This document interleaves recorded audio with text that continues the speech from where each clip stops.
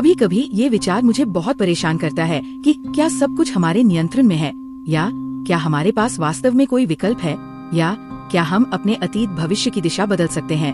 क्या होगा अगर ब्रह्मांड में सभी चीजें पहले से ही परिभाषित है, हम जो भी कार्य करते हैं और प्रत्येक परिणाम, सब कुछ। लेकिन क्या ये उचित लगता है? मुझे ऐसा नहीं लगता।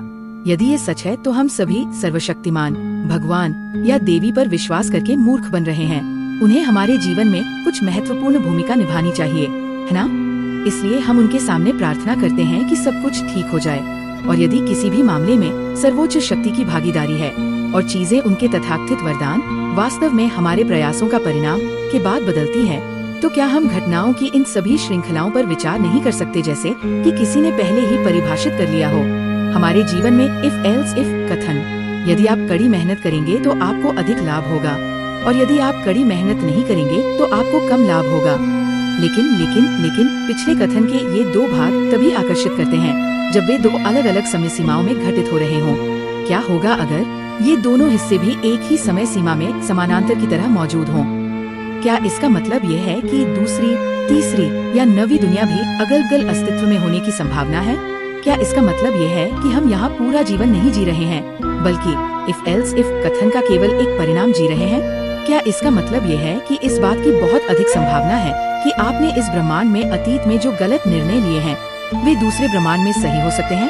क्या इसका मतलब ये है कि दूसरे ब्रह्मांड में आपने बेहतर करियर का रास्ता चुना है? क्या इसका मतलब ये है कि दूसरे ब्रह्मांड में आप अपने दोस्तों और परिवार के साथ खुशी से रह रहे हैं? क्या इसका मतलब ये है कि दूसरे ब्रह्मांड में इस बात की संभावना है कि आप उस लड़की के साथ हैं जिसे आप सबसे ज्यादा प्यार करते हैं? या इसका मतलब ये है कि आपने अपने मन की शांति बनाए रखते हुए ठीक उसी समय पर अपने जीवन से कदम वापस ले लिए जब वे चाहते थे कि आप ऐसा करें? अखंड, अगर ऐसा है तो मुझे सबसे ज्यादा खुशी होगी। तब कम से कम मेरा दूसरा आत्म बहुत शांति में होगा। और अगर हम अपना पूरा जीवन यही नहीं जी रहे हैं, तो हम पूर्णता के लिए इतनी चिंता क्यों कर रहे हैं? क्या होगा अगर ये सभी घटनाएं हमारे सर्वोच्च सुख का एक सपना मात्र है, जिसमें अपनी इच्छा के अनुसार निर्णय लेने और कार्य करने की स्पष्ट भावना है?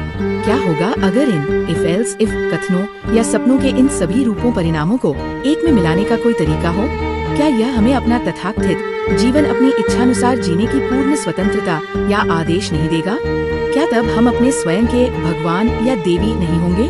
या यदि ये संभव नहीं है, तो क्या हम उन तथाकथित देवताओं के तथाकथित सपनों की कठपुतली मात्र नहीं हैं? क्या सचमुच हमारे पास कोई विकल्प है?